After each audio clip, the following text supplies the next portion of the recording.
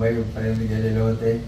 त्यांच्या प्रत्येक कामामध्ये त्यांचं प्रत्यक्ष असं सहकार्य लाभलेलं आहे आणि मनोज जरांगे पाटलांनी जे यशस्वीरित्या मराठा आरक्षणची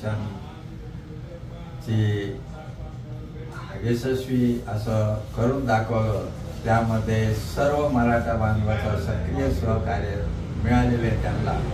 आणि धारूर येथील आपलेच एक सहकारी सुरेश बाप्पा शेळके हे त्यांच्याबरोबर होते, म्हणून जागृती मल्टीस्टेटच्या वतीनं आपण सर्वांनी त्यांचा सुयोच्छ असा छोटेखानी सत्कार आयोजित केलेला आहे। ते या ठिकाणी आलेले आहे, तरी आपण त्यांचा सत्कार